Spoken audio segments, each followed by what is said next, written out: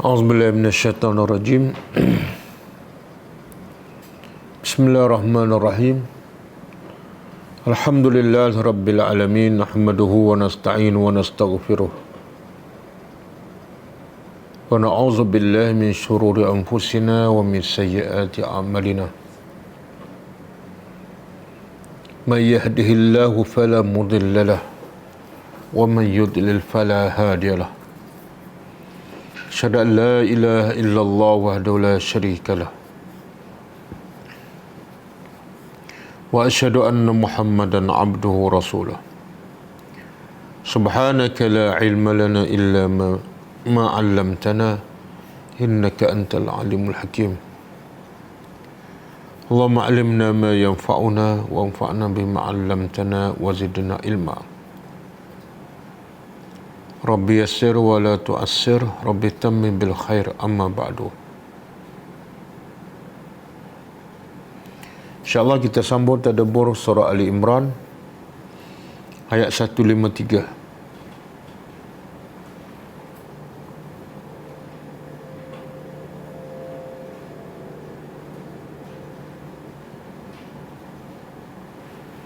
Sebelum tu kita tengok pengajaran ayat yang lepas, iaitu ayat 152.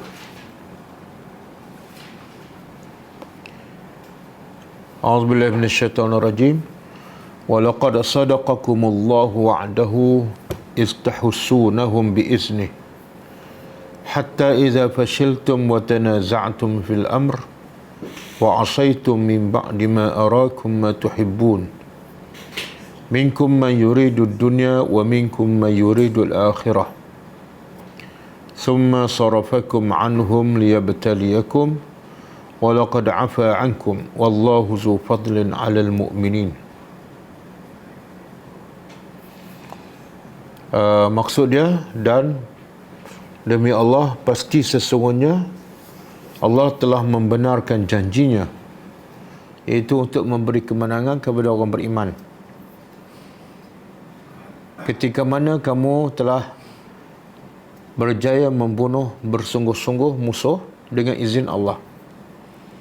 Sehinggalah apabila kamu bermasalah, rasa takut dan kamu berselisih dalam urusan, iaitu dalam perintah Rasulullah sallallahu alaihi wasallam, dan kamu mengingkarinya setelah kamu diperlihatkan apa yang kamu suka, iaitu kemenangan dan juga harta rampasan. Sebahagian kamu inginkan dunia dan sebahagian kamu inginkan akhirat. Kemudian Allah palingkan kamu daripada musuh untuk Allah menguji kamu. Dan pasti sesungguhnya Dia, iaitu Allah, telah memaafkan kamu. Dan Allah itu mempunyai kelebihan ke atas orang-orang yang beriman. Pengajarannya, pertama,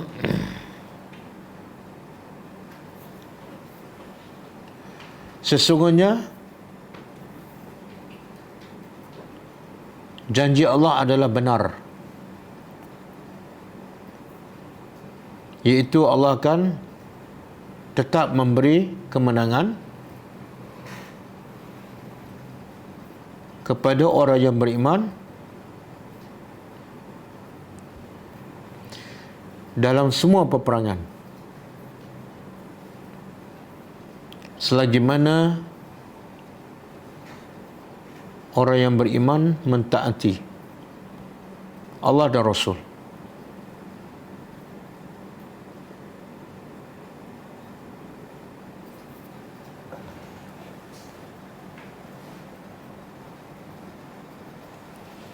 Yang kedua,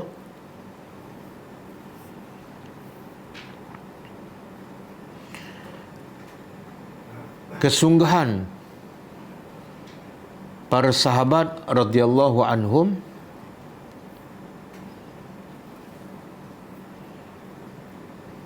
dalam berjihad pada jalan Allah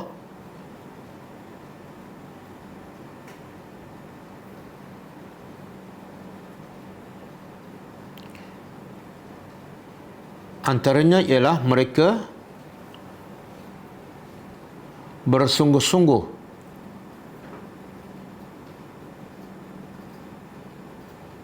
berperang untuk membunuh musuh.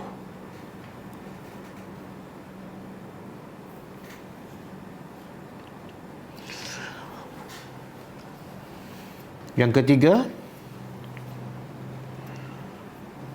perbalahan dan maksiat.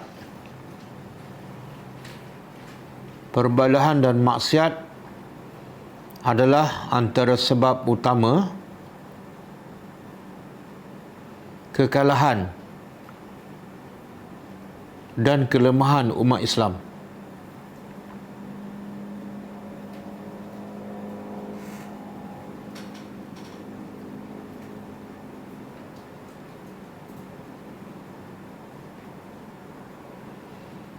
Yang keempat,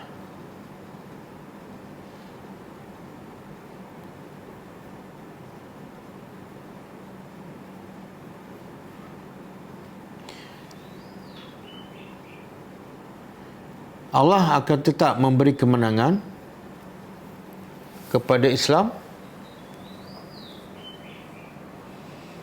selagi mana mereka mentaati perintah Allah.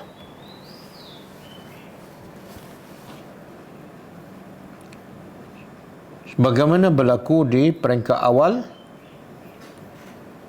dalam peperangan Uhud.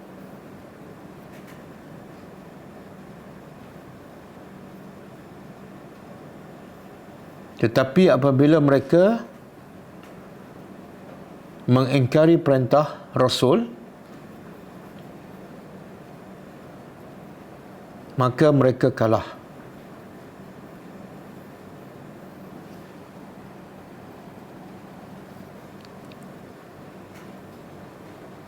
Yang kelima, maksiat selepas nikmat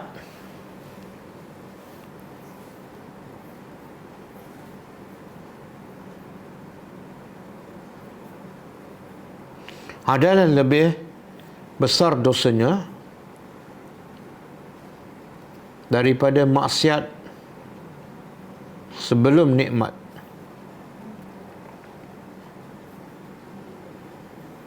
Maksiat selepas nikmat adalah lebih besar dosanya daripada maksiat sebelum nikmat.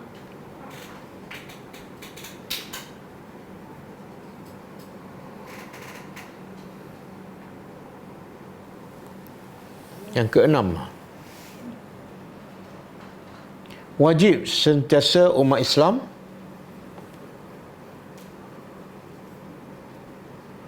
bersatu dan tidak berselisih.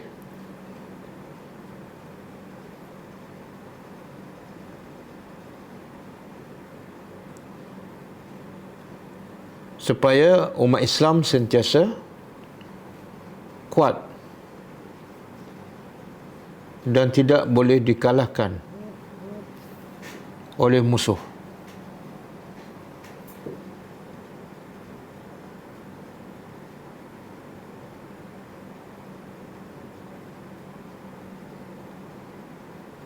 Yang keenam, tujuh. Asas kepada setiap amalan ialah niat di dalam hati.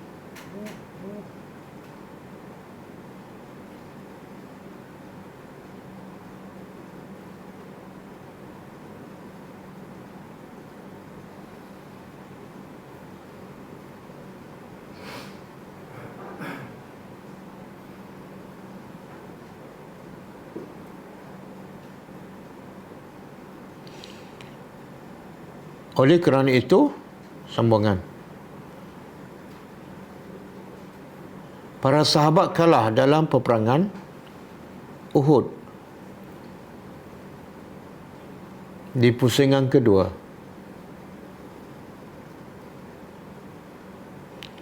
Kerana ada sebahagian mereka yang berniat untuk mendapatkan dunia.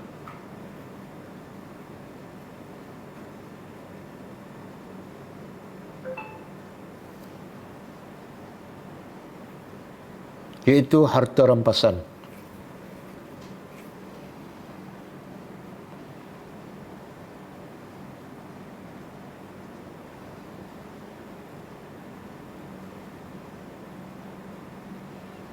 Yang ke-8,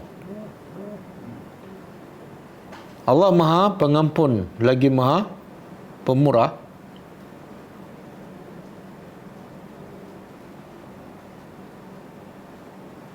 Iaitu Allah ampunkan semua kesalahan umat Islam di dalam peperangan Uhud.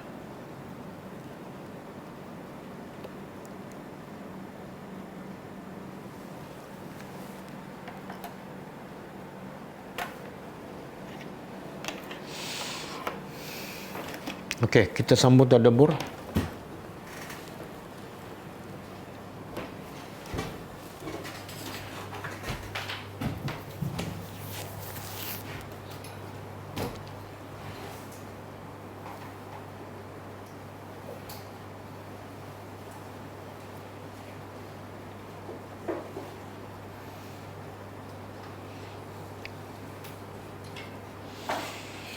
Okey, ayat malam ni, ayat 153 juga masih lagi berkenaan dengan peperangan Uhud. Iaitu Allah menceritakan bagaimana keadaan ketika para sahabat kalah dalam peperangan Uhud. Bagaimana keadaan dan suasana para sahabat. Walaupun mereka sahabat Rasulullah dan adalah generasi yang terbaik, tetapi ada kekurangannya. Khususnya ketika dalam peperangan, mereka juga lari daripada medan peperangan. Jadi ayat ni Allah nak cerita keadaan situasi para sahabat ketika kalah dalam peperangan Uhud. Auzubillahi minasyaitonirrajim.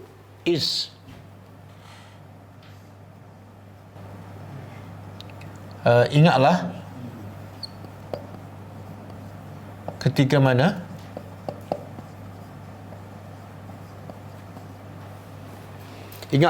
mana tus'iduna. Apa makna tus'idu?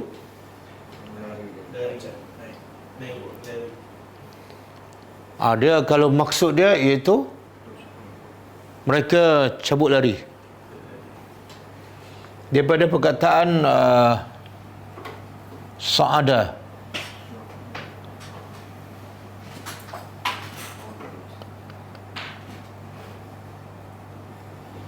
Kemudian jadi as'ada.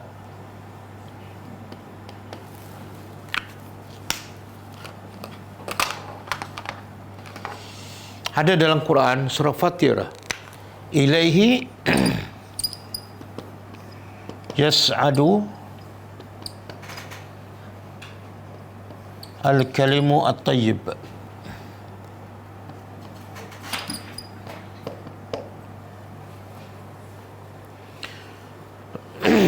Ilahi kepada Allah, kepadanya iaitu kepada Allah, yas'adu naik.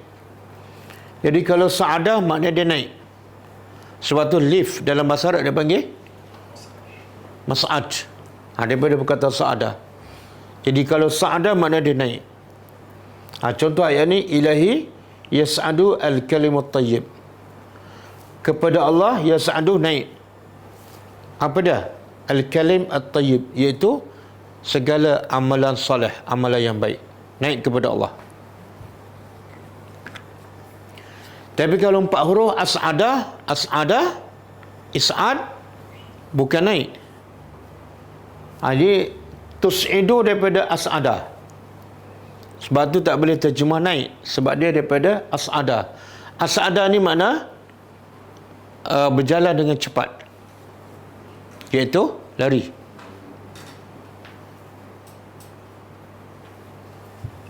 Situ terjemah apa?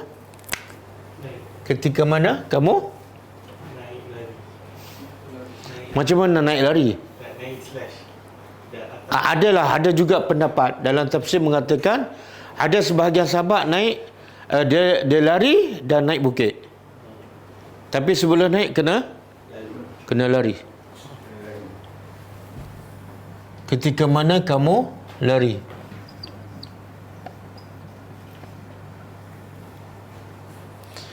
Ada satu ayat Quran, fatayammamu surah Al-Maidah. Fatayammamu sa'idan tayyiban.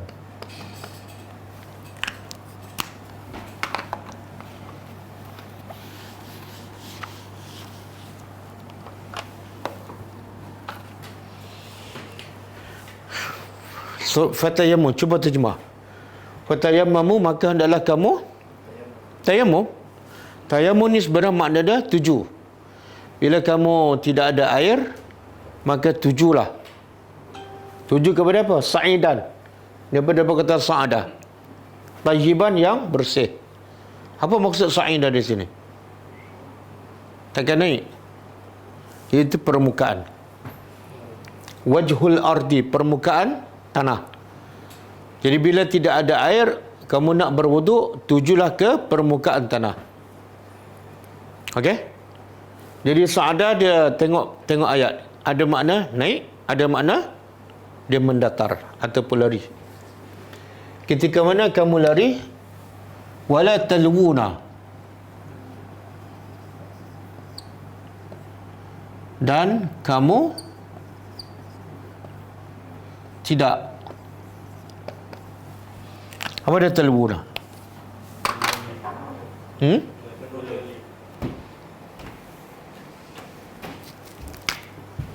Kamu tidak menoleh ala ahad, kepada sesiapa.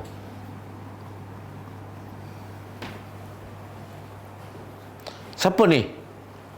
Siapa yang cabut lari? Sahabat. Allah sifatkan mereka ni, satu lari, yang kedua apa maksud tu?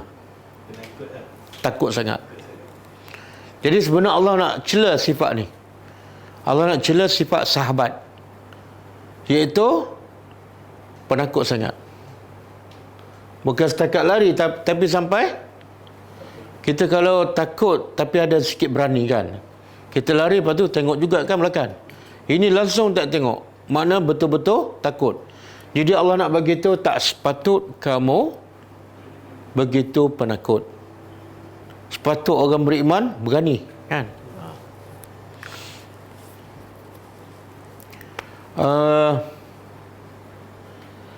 Kalau ikut daripada awal ayat ni, ada perkataan uzkur, ingatlah ketika kamu lari. Apa kaitan dengan ayat sebelum ni? Ayat sebelum ni Allah kata apa? Hujung ayat sebelum ni, walaqad afa ankum, Allah dah maafkan kamu. Allah maafkan kamu kesalahan apa? Dosa apa? Ni, dosa lari ni. Jadi ayat ni menghuraikan apa dosa yang Allah maafkan para sahabat, iaitu dosa lari daripada peperangan. Dan war rasulu,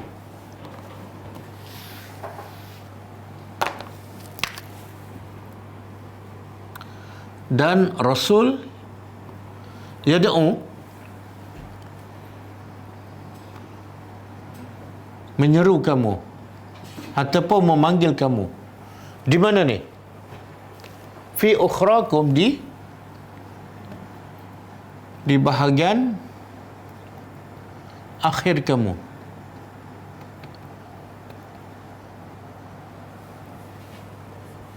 Apa yang Allah nak bagi tahu ni? Kamu lari dan tak toleh ke belakang. Ketika itu juga Rasul panggil kamu. Sampai tahap tu Nabi panggil pun tak berpaling. Nabi kata apa? Ilayya ibadullah, datang kepada aku wahai hamba Allah. Inni Rasulullah. Sebab ada berita disebarkan bahawa Nabi dah mati. Jadi antara sebab sahabat lari ni, sebab mereka dah lemah semangat, sebab dengan berita, salah satunya dengan berita Nabi dah mati. Maka Nabi nak kuatkan semangat mereka. Nabi kata, ilayya ibadallah, datang kepada aku masih hidup. Okey? Jadi Rasul panggil ni di mana? Di akhir. Apa maksud di akhir tu?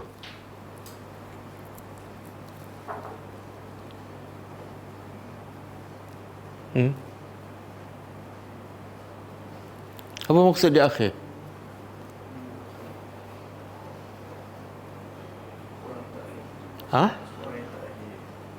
Siapa orang terakhir? Rasulullah. Mana Rasulullah duduk akhir ke di awal? Di akhir. Kenapa duduk di akhir? Barisan depan ke barisan akhir?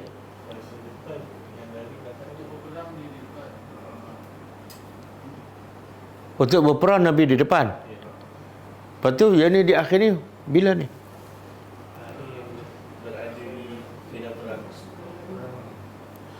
Dia sebenarnya inilah gambaran keprihatinan dan bertanggungjawabnya Rasulullah. Biasa kalau pemimpin ataupun raja, dia duduk depan ke belakang? Tak raja pemimpin ke?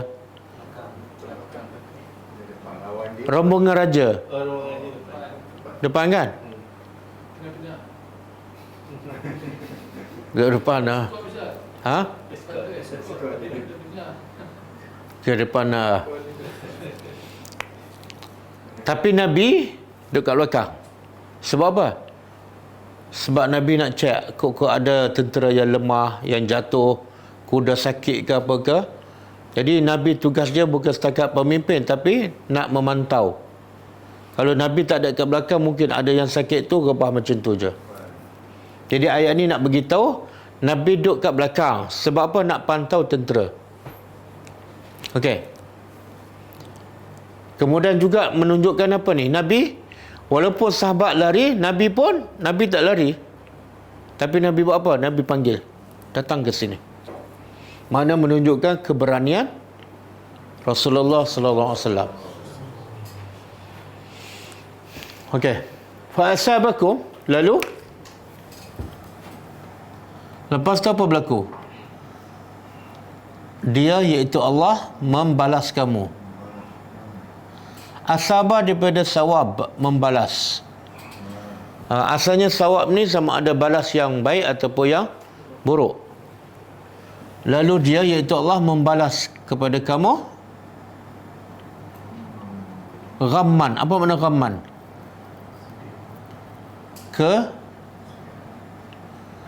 Kesedihan ataupun keresahan. Bi ghammin, dengan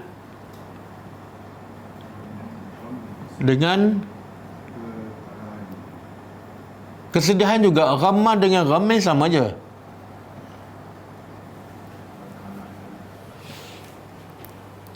Kita terjemah dulu. Likailah, supaya kamu tidak bersedih. Bersedih atas apa ni? Atas ma fatakum, apa yang fata. Apa yang terlepas.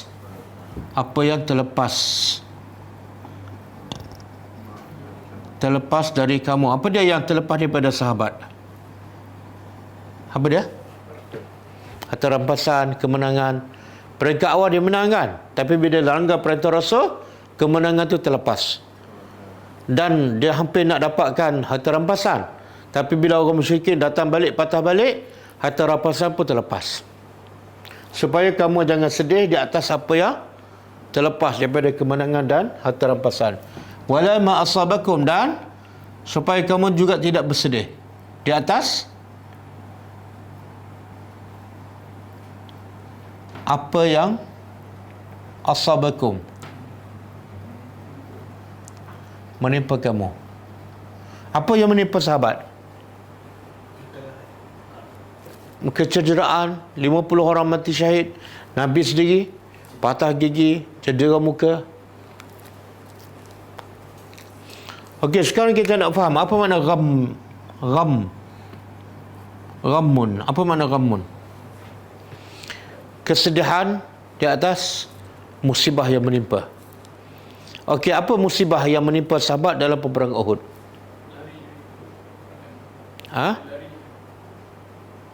Pertama sekali, kalah. Kalah kan? Kalah, kemudian ramai juga sahabat yang cedera dan ada yang mati, 70 orang. Yang kedua, kesedihan kedua, tak dapat harta rampasan. Kesedihan yang ketiga, dengar berita Nabi wafat. Dengar berita Nabi wafat. Jadi dalam 2-3 kesedihan ni, kesedihan apa yang paling menyedihkan?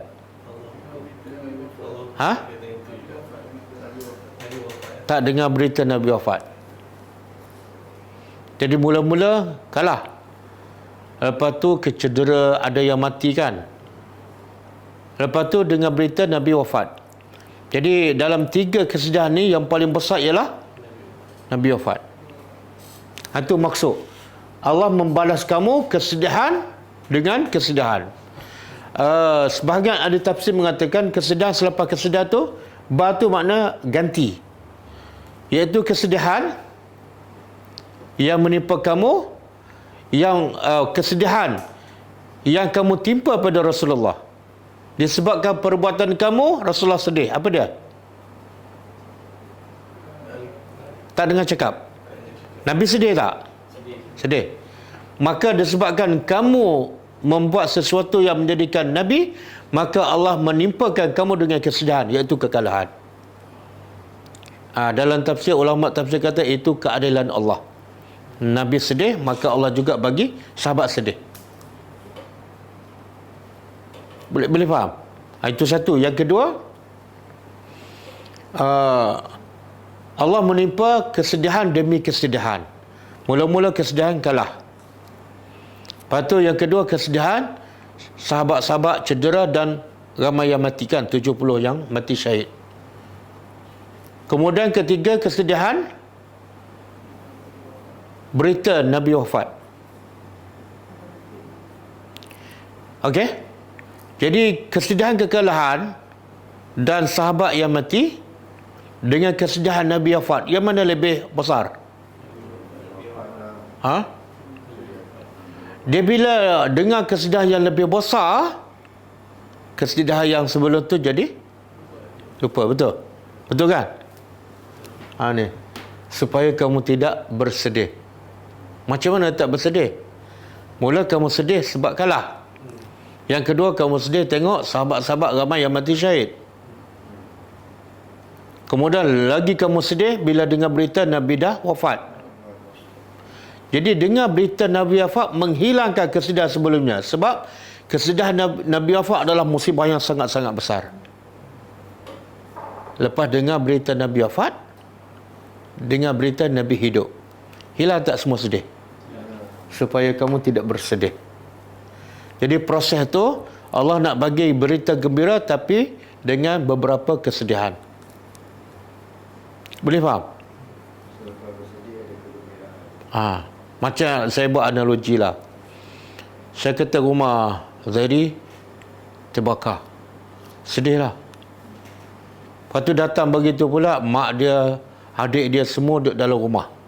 Lagi sedih kan? Yang mana dia lebih sedih? Dengan dengar berita mak dan anak dalam rumah dengan rumah terbakar. Kan? Lepas tu ada seorang jiran bagi tahu Zairi, mak kamu, anak kamu, adik kamu semua selamat di rumah saya. Hilang tak kesedihan? Boleh? Dan di sini juga Allah nak beritahu apa? Selepas kesedihan mesti ada kesenangan dan kegembiraan. Dan mana yang kita lebih gembira? Gembira tanpa didahului oleh sedih, dan gembira yang didahului oleh kesedihan. Yang mana kita paling gembira? Sedih dulu. Makna apa tu? Allah nak bagi tu nikmat yang paling nikmat ialah dalam kamu dah sedih, sudah jatuh di tipe tangga, tiba-tiba dapat berita gembira, kamu lagi gembira. Itu satu nikmat tu. Kadang-kadang kita tak perasan. Dan di sini juga Allah nak bagi tahu, Allah tak nak hamba dia yang beriman bersedih. Jangan sedih. Jangan sedih. Atas apa ni? Atas apa yang terlepas. Jadi Allah nak didik hamba-hamba dia satu proses tarbiyah, iaitu jangan sedih benda yang dah lepas. Ni, ala ma fat. Benda yang lepas, jangan sedih. Kenapa? Kenapa Allah nak ajar kita jangan sedih benda yang lepas? Sia-sia. Sia-sia, buang masa dan tak dapat apa-apa.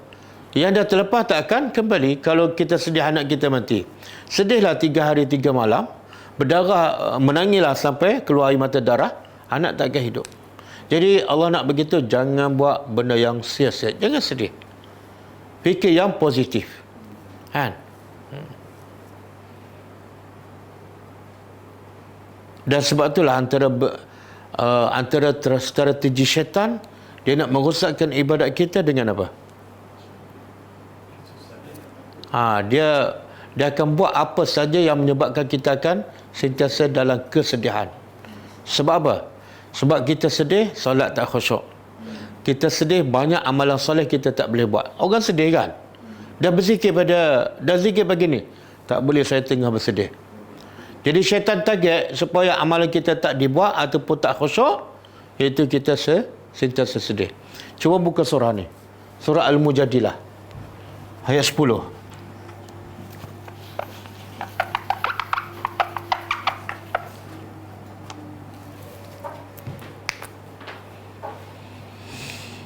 Innama an-najwa minasyaitan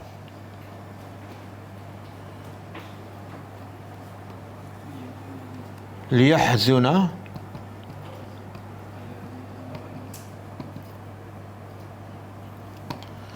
amanu wa laysa bidarrihim syai'ah. Okey, cuba kita tengok terjemah. Innama,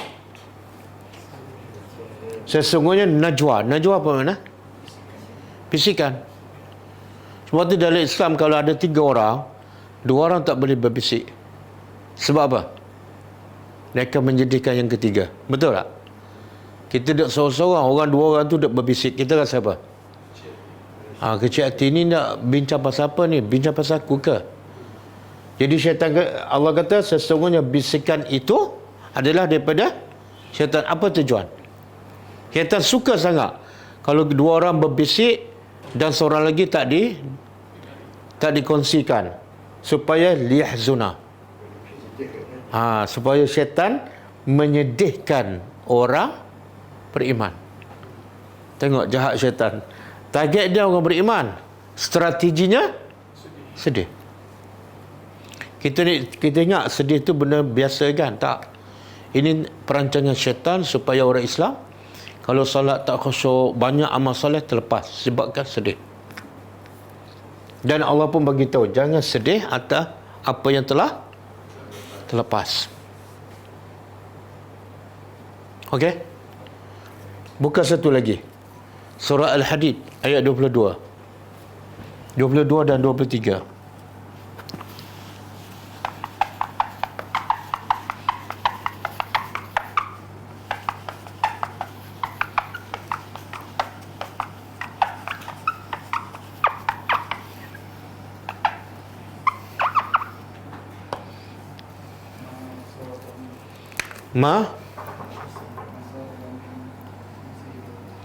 Ma asabah min musibatin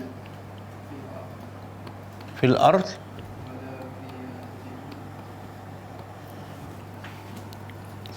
wala fi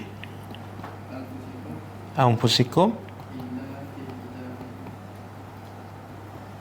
illa fi kitabin min qabli an nabra'aha.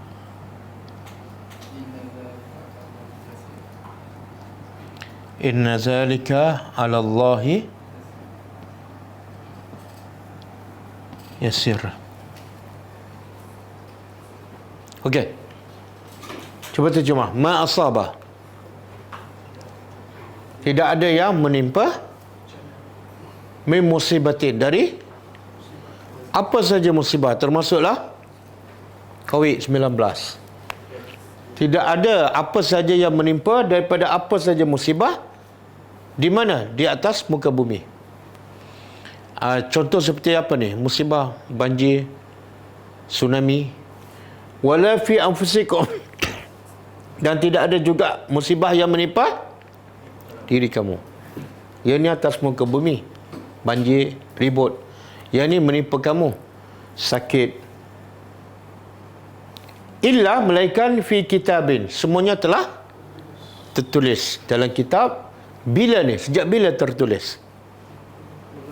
Min qabli an nabra'aha. Sebelum kami mencipta musibah. Bahkan dalam hadis mengatakan sebelum Allah mencipta langit dan bumi 50,000 tahun. Okey. Dan susah tak Allah nak catat semua yang akan berlaku daripada sejak Allah cipta bumi sampai kiamat. Allah nak catat semua tu sebelum Allah cipta langit dan bumi. Senang ke susah bagi Allah? Inna zalika 'ala Allahi yasir. Sesungguhnya yang demikian itu bagi Allah adalah. Kita boleh tak nak tulis sejarah hidup kita bukan sejarah hidup orang lain? Sejak daripada sekolah tadika sampai universiti, boleh? Sejak sekolah tadika saja pun tak mampu dah. Guru nama apa, mengajar apa, kan? Mampu. Tapi bagi Allah yasir. Okey. Apa hikmah ni? Allah tulis semua. Baca ayat siapa tu? Likai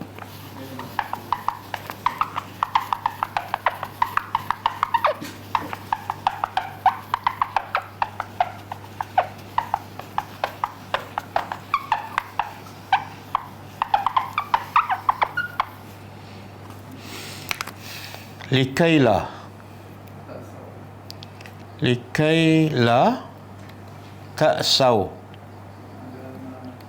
alama fatakum wala tafrahu bima atakum.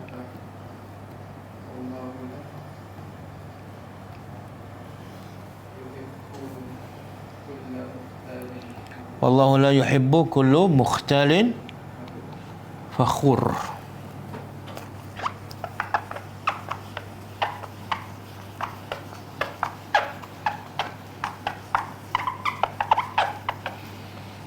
Whiteboard semua abot lambat lagi sampai. Nak tulis lah. Kita dah order mungkin sampai minggu depan kot, insya-Allah. Doa supaya sampai cepat, tak payah dah tulis dah. Fakhur. Tengok.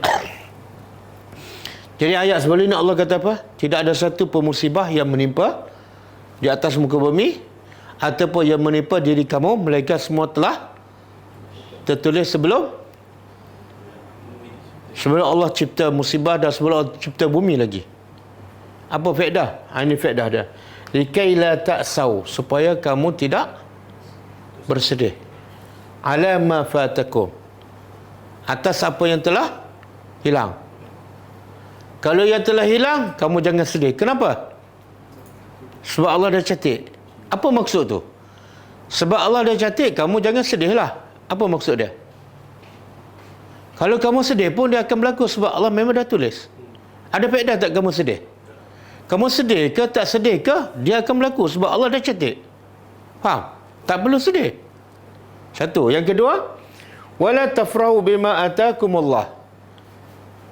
Yang tadi terlepas ataupun musibah lah. Yang ini dapat nikmat pula. Pun Allah dah catat dah kita akan jadi orang kaya. Pun Allah dah catat supaya apa? Hikmahnya supaya kamu jangan seronok dan sombong. Bima atakumullah, dengan apa yang Allah bagi pada kamu. Macam mana tu? Bila kita dapat rezeki, jangan sombong, jangan seronok. Sebab apa? Allah dah tulis. Kenapa? Sebab kalau Allah dah tulis, makna bukan kelebihan kamu dapat tu. Sebab Allah bagi nak uji kamu. Patut tak kamu sombong? Tak patut. Boleh faham? Kalau benar musibah, jangan sedih. Sebab apa? Tak, kalau musibah menimpa kamu, jangan sedih. Sebab benda tu telah. Jadi kalau kamu sedih pun, dia tetap akan berlaku. Sebab dah tercatat. Kalau kamu dapat nikmat pun, jangan sombong, jangan gembira sangat. Sebab kamu dapat tu bukan sebab kelebihan kamu. Memang Allah dah catat. Allah bagi nak uji kamu. Bukan sebab usaha penat kamu. Okey. Jadi kalau kita faham ayat ni, orang beriman bila dapat musibah, jangan sedih. Bila dapat nikmat, jangan sombong. Jadi apa? Sentiasa rendah diri, redha, sabar.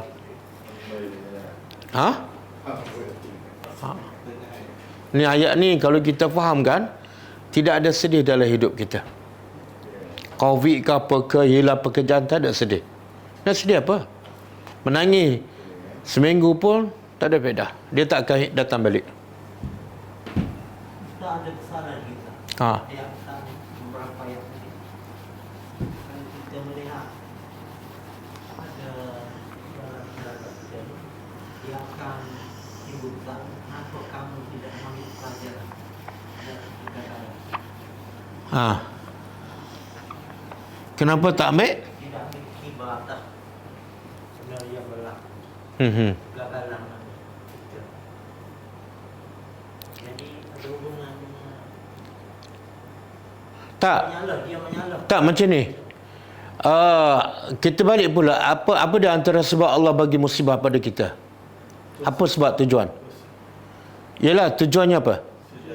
Supaya kita bertaubat, supaya kita kembali. Maksudnya ambil pengajaran lah. Allah sebut dalam surah Jadah, wala nuziqannahum minal azabil adna dunal azabil akbar la'allahum yarji'un.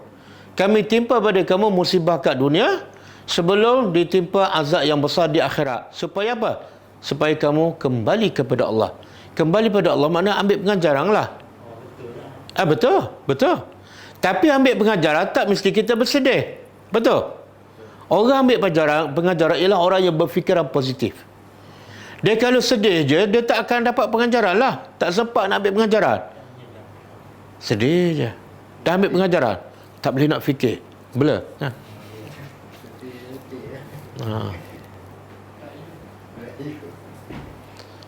Okey, dalam hidup kita ada tak kita lalui satu peristiwa yang menyedihkan? Banyak. Tak beriman itu.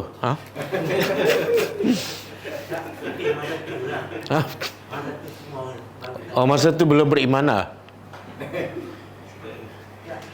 Nabi kematian anak. Tak, itu Nabi kata apa? Itu adalah satu fitrah semula jadi. Fitrah semula jadi. Dia, Nabi kata air mata akan mengalir. Sebab apa? Yang mati itu siapa? Kalau mati anak orang lain, kita tak sedih macam tu kan? Itu menunjukkan itu adalah fitrah.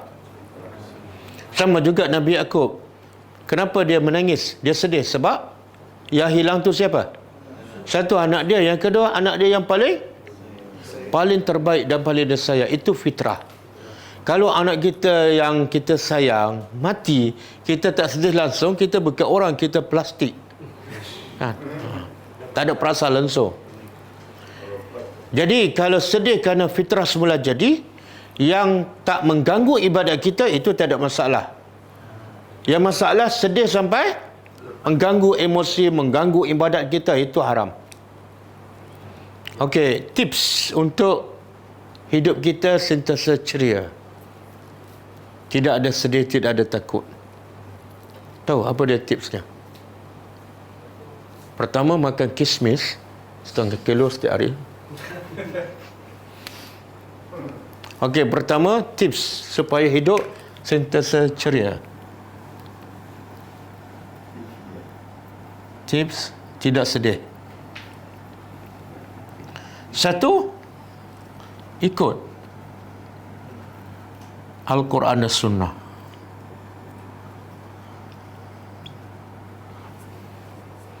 Surah Al-Baqarah ayat 38. Allah jamin, faman tabi'a hudaya fala khaufun alaihim wala hum yahzanun. Siapa ikut, bukan baca, siapa ikut petunjuk aku iaitu Quran dan Sunnah, fala khaufun, dia tidak ada rasa takut, dan wala hum yahzanun, dia tak sedih. Al-Baqarah ayat 38. Yang kedua, istiqamah. Cantik ni orang yang selalu sedih. Lalu tanya ustaz, macam mana nak hilang sedih?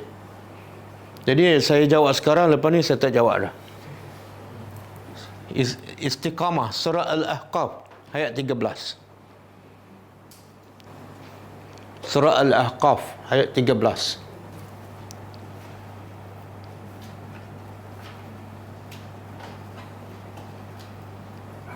Betul kah? Innal ladzina qalu rabbuna Allah summa istaqamu. Orang yang berkata Tuhan kami adalah Allah, kemudian mereka istiqamu, istiqamah. Apa Allah kata? Fala khaufun alaihim wala hum yahzanun. Yang ketiga, sentiasa infak siang dan malam.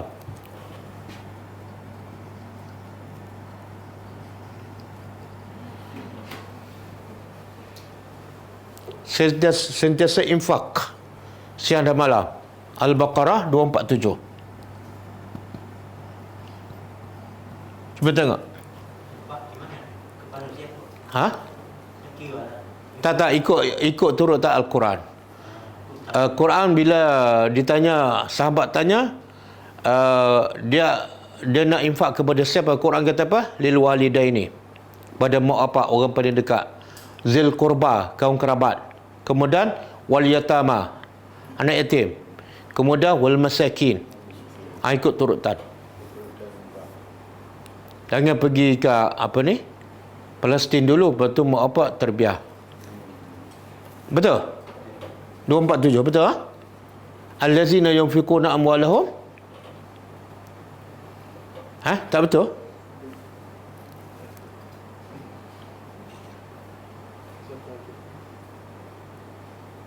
Pasal apa tak betul?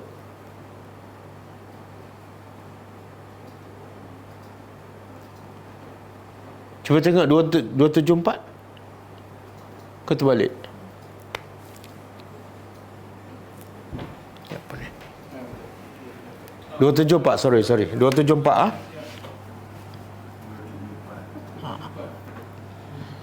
Cuba tengok. Apa maksud dia? Orang-orang yang sentiasa infak hartanya siang dan malam, kemudian sirran wa alaniyah, secara rahsia dan terbuka. Apa kelebihannya?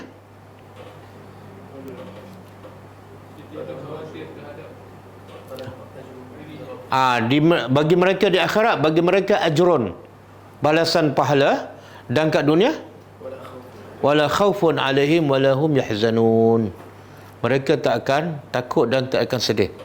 Subhanallah. Biasa yang takut ni yang kedekut kan? Biasa yang sedih ni kedekut. Tak, Allah kata kalau kamu nak hilang rasa takut, bukan kedekut, bagi. Bila bagi tu kamu akan hilang sedih. Kenapa kita nak sedih kalau kita infak? Kenapa nak sedih? Sebab Allah kata infak satu dapat 700. Patut tak kita sedih? Kita bagi RM1, orang bagi kita 700. Sedih tak? Happy lah. Okey. Buat 3 ni insya-Allah hilang. Ini rawatan penyakit sedih. Kemudian wallahu Kita sambung, dan Allah khabirun, maha mengetahui, bima ta'malun,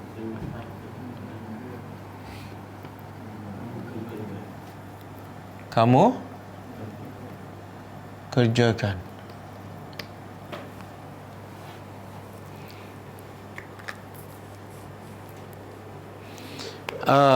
Hujung ayat ni apa maksud dia? Apa yang Allah nak bagi tahu?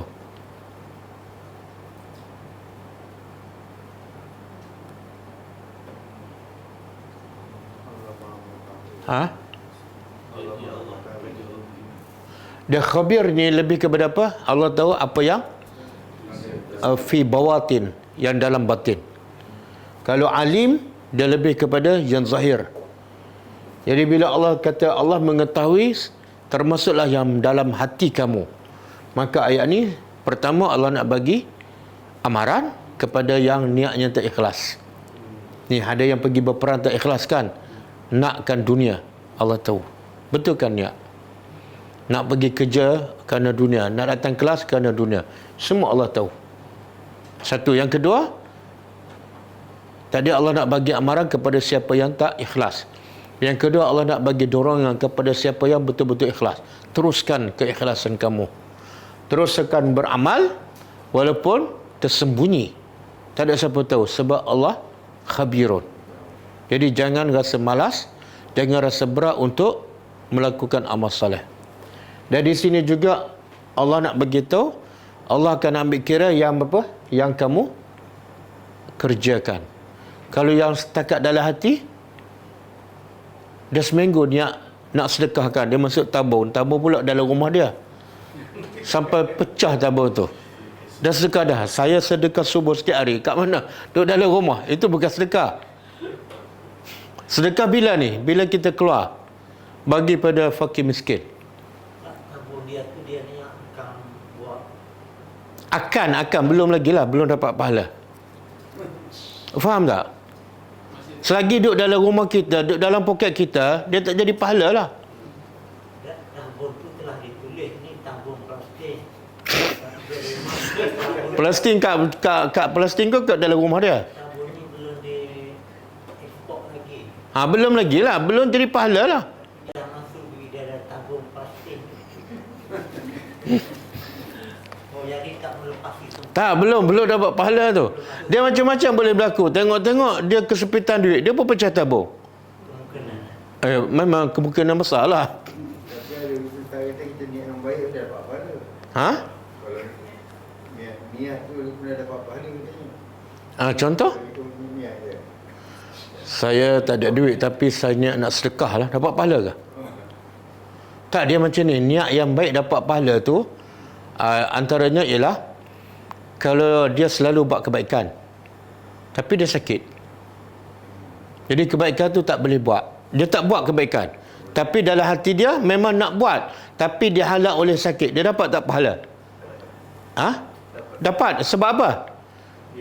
Sebab dia memang nak buat tapi ada halangan. Itu dapat pahala. Macam tabung, ada halangan tak untuk dia bagi? Nak transfer terus, ada halangan tak? Dia pagi bangun tu dia asap pagi. Macam mana nak duit dia dah rumah. Sekarang boleh online info. Sekarang online pukul 1 pagi boleh. My band to you. Ada tu guna teknologi. Masuk tabung ni. Dia orang yang masuk tabung sampai sebulan tu ada unsur kedekut tu, sayang lagi tu. Dah lah duit shilling, sayang pula. Kan? Sampai sebulan, bagi teruslah. Tak, dia beli dah tabung tu, tabung ni. Tak, orang plastik bukan nak tabung, nak duit tu.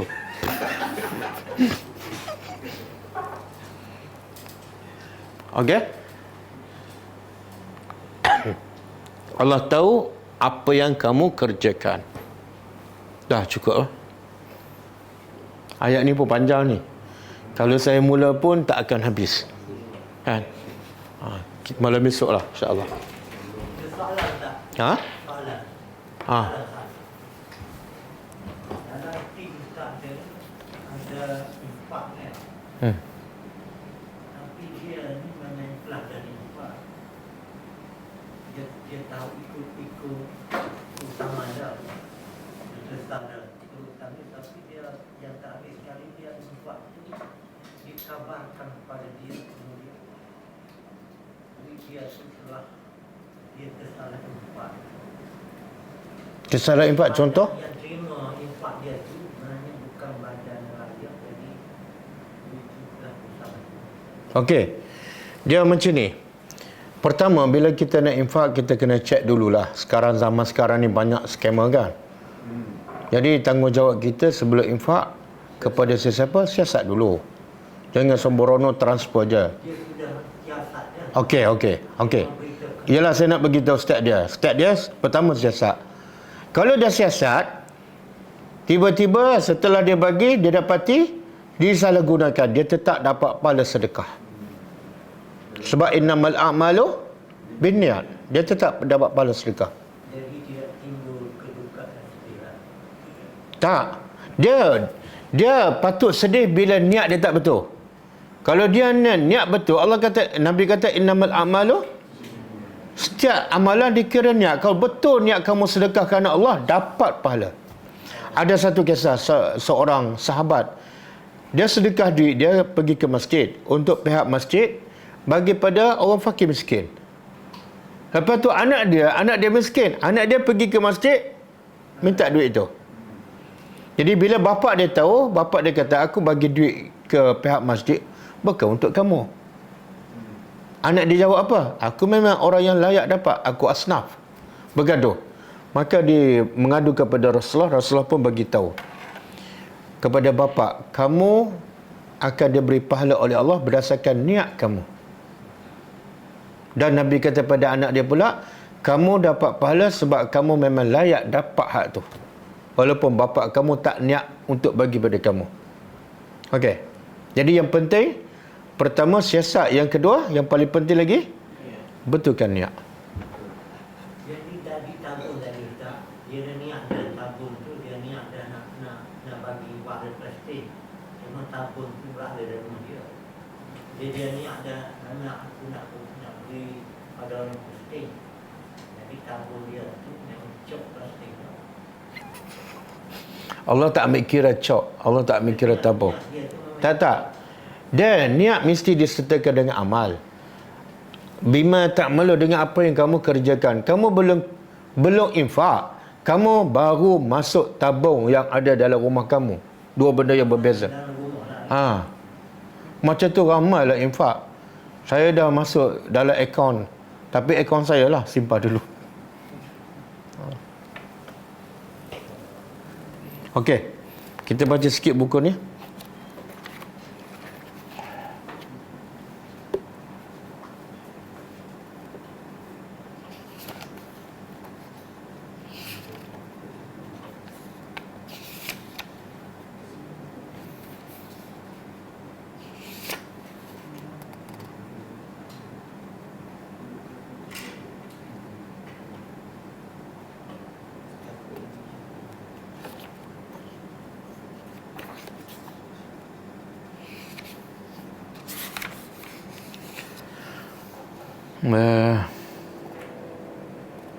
Jihad ni.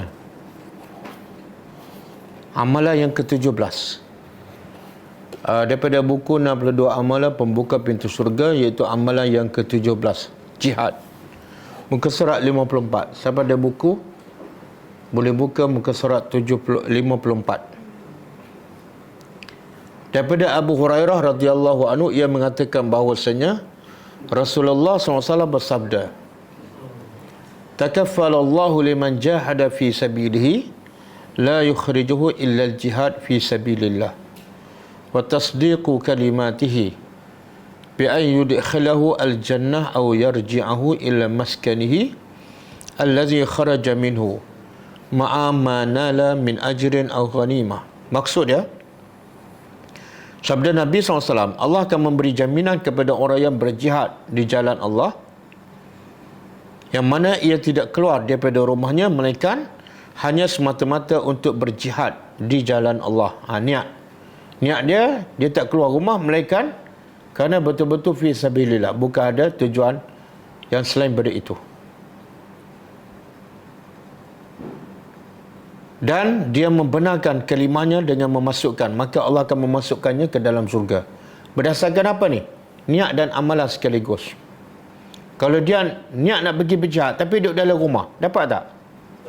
Saya dah niat sebulan ni nak pergi berjihad ni, tak dapat. Lepas tu Nabi kata dari sini, dia keluar rumah dan tidak keluar melainkan betul-betul untuk berjihad pada jalan Allah, maka Allah akan memasukkannya ke surga. Ataupun kalau dia tak mati syahid, Allah akan kembalikannya ke rumahnya yang ia tinggal dengan membawa balasan pahala, satu. Yang kedua, mungkin dia akan dapat harta rampasan kalau dia tak mati syahid. Sebab tu orang berjihad ni ada dua kemenangan, salah satu daripada dua kemenangan.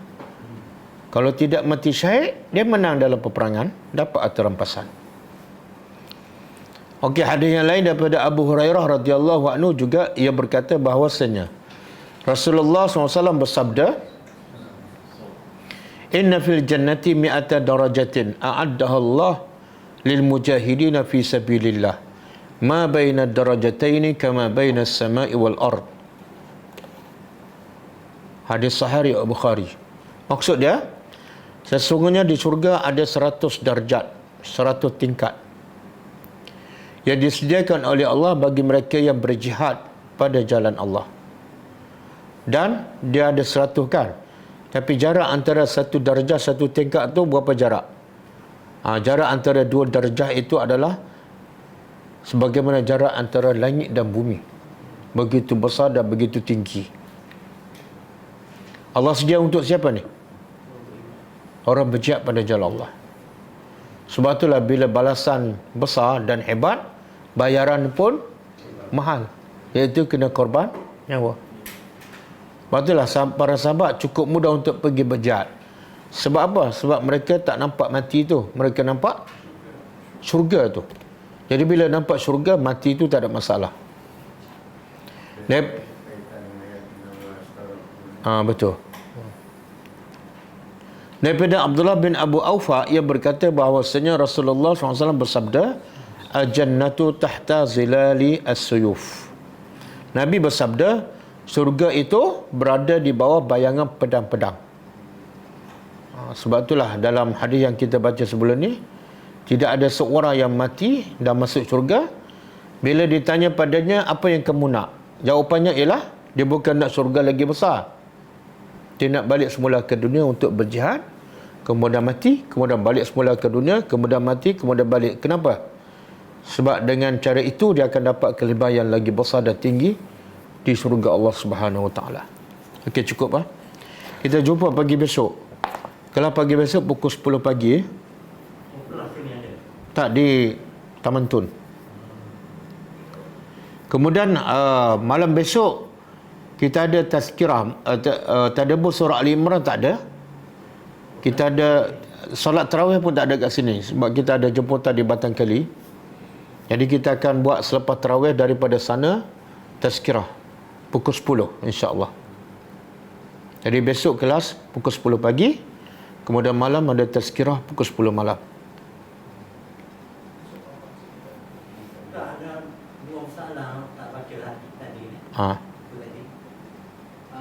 Dari kita sekarang ni, kita macam mana kita nak niat ni, kita dari sekarang ni kita jihad tu tak nampak lagi macam mana, tidak berlaku, tak nampak lagi nak berperang dia. Tak apa. Tak, jihad ni dia bukan sebarangan bila-bila masa semua tempat kita boleh berjihad. Tengok keperluan lah. Dalam konteks kita sekarang mana ada jihad? Tak ada jihad.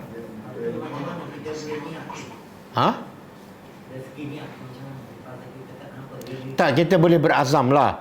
Sekiranya ada peluang untuk berjihad, aku akan pergi berjihad. Kita boleh berazam. Bahkan Nabi sebut dalam satu hadis, siapa yang tidak ada niat langsung untuk berjihad, maka dia mati dalam keadaan mati jahiliah. Mana keazaman tu kena ada, sentiasa ada dalam hati. Tak adalah.